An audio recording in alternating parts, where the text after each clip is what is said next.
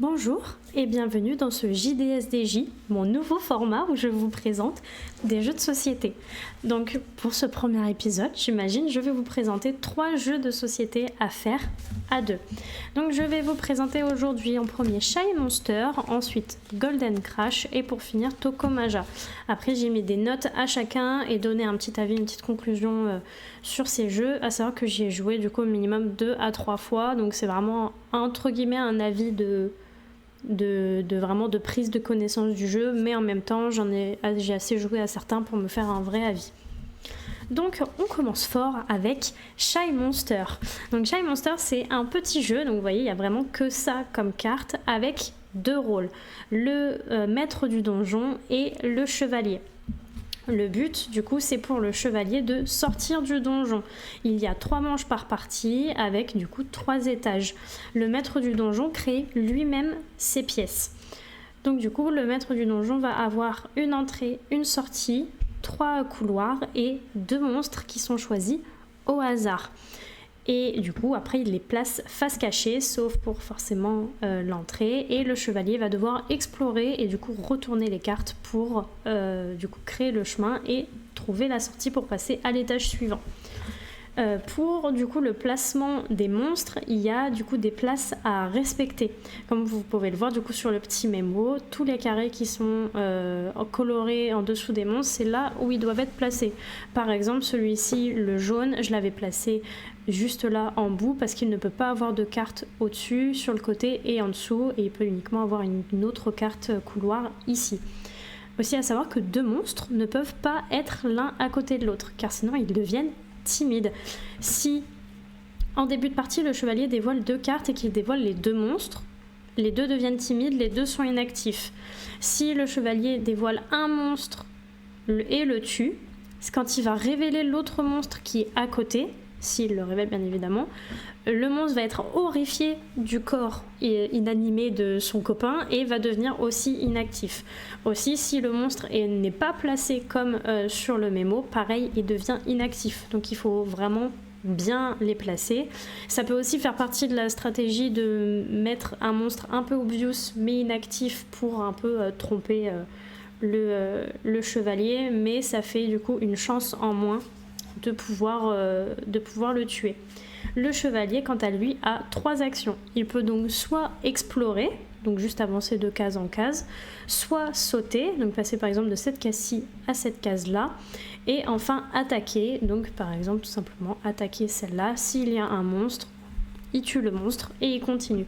Il est possible aussi de combiner ces deux attaques, donc il peut en fait attaquer et sauter en même temps, donc il peut passer directement à cette case-là, et si il y a un monstre, il le tue directement. À savoir que par étage, le chevalier ne peut faire qu'une seule fois les actions. Il ne peut sauter qu'une fois et il ne peut attaquer qu'une fois. Tout le reste, il est obligé d'explorer. Donc il faut faire aussi très attention avec ses déplacements. Et enfin, pour finir, donc à chaque étage, le chevalier peut révéler des cartes. Au premier étage, il va révéler 2 cartes de son choix. Au deuxième étage, une seule carte. Et au troisième étage, il ne révèle pas de cartes et du coup doit tout faire à l'aveugle. Donc c'est vraiment un petit jeu d'escape où le but c'est de sortir du donjon, où du coup on le crée nous-mêmes. Donc c'est jamais vraiment les mêmes... c'est jamais les mêmes donjons, les monstres sont jamais pareils, c'est aussi rare qu'on tombe sur les mêmes monstres à chaque fois. Dès que 2 monstres sont enlevés, dès que 2 monstres sont révélés sur un étage, ils se mettent à côté face révélée, donc comme ça on peut savoir quel monstre il reste. Si le chevalier n'a pas dévoilé les monstres, ils reviennent dans la pioche et peuvent être repiochés après, donc il y a vraiment plein de scénarios possibles, ce qui rend ce jeu très très cool. Ensuite, on passe donc au second jeu qui s'appelle Golden Crash. Donc celui-ci est un peu plus complexe, il contient beaucoup plus de règles, donc accrochez-vous. Donc j'ai pas pu trouver une meilleure photo, je m'en excuse, elle est un peu floue, mais du coup je vais commencer par vous expliquer comment est le plateau de jeu. Donc il y a 2 équipes, l'équipe des poulpes et l'équipe des chats. Chaque équipe possède son propre deck, c'est les mêmes decks à chaque fois, il n'y a pas de différence entre les 2 équipes. Et aussi du coup chacun de son côté a une pioche, une défausse et un trésor. On retrouve du coup ici, c'est les cartes qu'on est censé avoir en main. 3 colonnes, c'est là où on va poser nos cartes d'équipage. Il y a 3 ballons qui constituent nos vies. Elles sont numérotées de 1 à 3, qu'elles sont mises aléatoirement. Et enfin, nous avons ici 3 invités prestigieux qui sont en fait des cartes qui rapportent beaucoup d'or et qui ont besoin du coup il y a des conditions à remplir pour pouvoir récupérer ces cartes et les sécuriser dans notre trésor. À chaque tour, on peut faire 2 actions. Et il est possible donc de soit piocher dans notre pioche équipage, soit de poser une carte dans une de nos colonnes avec son effet de pose, ou de défausser une des cartes de la fin d'une de nos colonnes, de la mettre dans notre défausse avec son effet de défausse. Donc qu'est-ce que c'est les effets de pose et de défausse? Donc en fait, chaque carte équipage a un type approprié. Et du coup, il y a du coup des effets à chacun d'entre eux. Donc par exemple, pour celui avec la longue vue, merci, ça nous permet du coup de pouvoir piocher en même temps dans notre paquet équipage et d'en rajouter à notre main. Celui avec le coffre, du coup, nous permet de sécuriser une carte dans notre trésor. Et on a les bombardiers, qui eux sont assez importants car en fait un bombardier permet d'attaquer les ballons qui sont juste ici. Là par exemple, on peut voir il y a 2 bombardiers sur la même colonne. Si en face celui-ci est numéroté de 2, son bombardier est explosé et du coup ça lui enlève une vie. Ensuite, donc pour les invités prestigieux, donc comme j'ai dit, il y a des conditions à remplir et du coup ça peut aller de avoir 9 en or, car chaque carte, vous voyez juste ici, il y a un petit rond jaune avec un numéro, donc chaque carte a son pesant en or finalement. Ou par exemple, chez 2 cartes dans le même tour, avoir des cartes du même type ou 4 types différents, et du coup ça nous permet de les avoir dans notre trésor, qui est juste ici. Parce qu'en fait, il y a du coup 2 façons de finir le jeu. Soit on élimine les 3 ballons juste ici, c'est les 3 vies, c'est fini, la partie est finie. Soit il n'y a plus de cartes dans le deck équipage, et dans ce cas-là, ça se jouera à celui qui a le plus d'or. Donc il faut quand même jouer sur les 2 plans, du coup donc attaquer les ballons pour espérer finir comme ça, ou si on voit vraiment que ça traîne, et ben du coup avoir le plus d'or possible. Donc il faut ni négliger les cartes qu'on pose ici, ni négliger les invités spéciaux. Donc il y a quand même un peu de stratégie, il est un peu plus complexe, il y a plein de petites règles aussi que je n'ai pas dit parce que sinon je vais vous perdre. Mais ça reste quand même un jeu assez cool à faire quand on aime bien ce petit jeu simple, un peu bataille. Et du coup, on va finir par Tokomaja. Donc c'est un petit jeu de cartes où je suis désolée, mais je vous ai menti. On peut y jouer jusqu'à 6 personnes, comme vous le voyez ici. Mais en fait, j'y ai principalement joué à 2. Et vraiment, ça se fait très très bien à 2. Excusez-moi, ça se fait vraiment très très bien à 2. Oups. Donc un plateau ici sur ce jeu, ça va ressembler à ça. Il y a du coup une pioche et 3 défausses. Le but du coup c'est de faire des brelans, donc avoir 3 cartes avec le même numéro. Dans les cartes, donc elles sont numérotées de 1 à 5 avec des cartes étoiles qui sont des jokers. Il est possible aussi de faire des brelans avec 3 étoiles, voilà, qui vont rapporter du coup plus de points.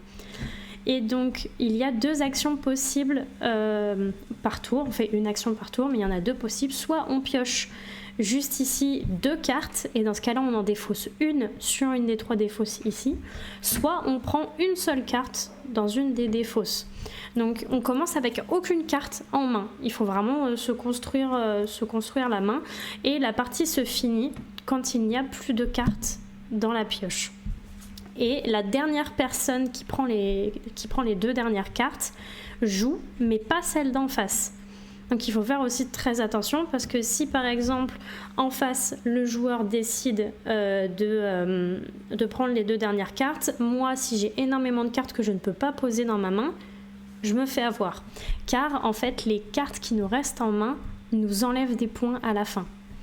Donc en gros, pour compter les points, ça va être chaque brelan va rapporter son nombre de points. Donc par exemple ici, il y a 5 points et donc là 5, ça fait 10. Mais par exemple, il reste, ça fait 5, 10, ça fait 16, et bien par exemple, ça fait moins 16 points parce qu'il me restait ça en main. Mais il y a du coup des jetons de majorité. Donc en fait, quand un des deux joueurs a le plus de brelans d'un certain numéro, il récupère le jeton de majorité. On voit pas très bien les points dessus, mais si on a la majorité de brelans de 1, ça fait 9 points, 2, 6 points, 3 points, 4, un seul point, et la majorité de 5 sert juste à définir le premier joueur de la manche suivante. Donc ça va se rajouter aussi au point à la fin. Donc il faut compter le fait qu'il faut poser le plus de brelans possible avec des plus gros chiffres possibles, mais que les petites majorités sont celles qui nous rapportent le plus de points. Donc pareil, et il faut jongler entre celles qu'on pioche et celles qu'on prend dans les défausses, et aussi faire attention à ne pas avoir trop de grosses cartes à la fin, car on peut se faire rapidement avoir et perdre beaucoup de points. Normalement, le jeu se joue en 3 manches seulement. La partie se finit au bout des 3 manches. Mais on a, quand j'y ai joué, on a vraiment continué jusqu'à ce qu'on en ait marre. Et ça pose aucun problème. C'est juste vraiment se battre jusqu'à ce qu'il y en a un qui ait vraiment une différence de points ou qu'on en ait marre. Mais du coup, ça permet de bien s'occuper pendant un moment et ça reste assez simple à faire. Donc voilà pour les 3 jeux. On va pouvoir passer aux notes qui sont assez hautes. En vrai, j'ai beaucoup aimé les 3 jeux. Mais du coup, par exemple, sur Shy Monster, j'ai mis 8 sur 10, principalement parce que c'est vraiment un bon petit jeu de voyage. Vraiment, la boîte est très petite, il y a très peu de cartes, il est facile à faire. Et il y a quand même un peu de difficulté. On peut quand même passer un petit moment dessus. Mais je trouve qu'on a quand même un peu vite fait le tour du jeu.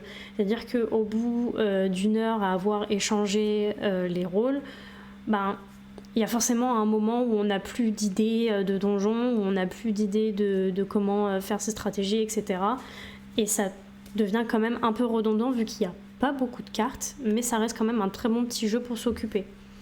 Pour Golden Crash, j'ai mis 7 sur 10, tout simplement parce qu'il y a beaucoup de petites règles et qu'il faut du temps pour le prendre en main et intégrer tout ça. Il y a de la stratégie, ce qui ne plaît pas forcément à tout le monde, mais au moins du coup ça nous permet d'avoir un jeu un peu plus complexe avec du coup des parties plus longues et du coup pour vraiment faire passer le temps.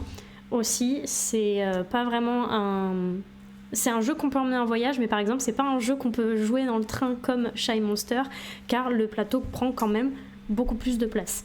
Et enfin, pour Toko Maja, donc j'ai mis 8 sur 10 parce que ça reste quand même un très bon jeu à jouer à 2. Mais du coup c'est très accessible à jouer à plusieurs, comme je l'ai dit, ça se joue jusqu'à 6, donc ça fait aussi un petit jeu de voyage. Et par exemple s'il y a des gens autour qui voient le jeu et qui veulent essayer, c'est possible, alors que sur les autres jeux non. Il y a quand même un mélange de stratégie et de chance, et c'est le même style que le Skyjo si vous le connaissez, et c'était en fait totalement le but recherché. Ce que je voulais, c'était que si un jour on propose de jouer au Skyjo avec des amis et qui disent ah non on en a marre du Skyjo, il n'y a pas autre chose, bim, Toko Maja, et on découvre un nouveau jeu tous ensemble.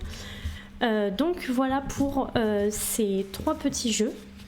J'espère quand même vous avoir donné envie soit d'y jouer, soit du coup de les essayer peut-être. Du coup j'espère que ce petit JDSDJ vous a plu, et on se retrouvera très vite pour le RDJ. Donc il sera pas vraiment RDJ, ce sera une BD, donc ce sera une BD du jour. Et je vous souhaite à tous un bon stream et je vous dis à bientôt.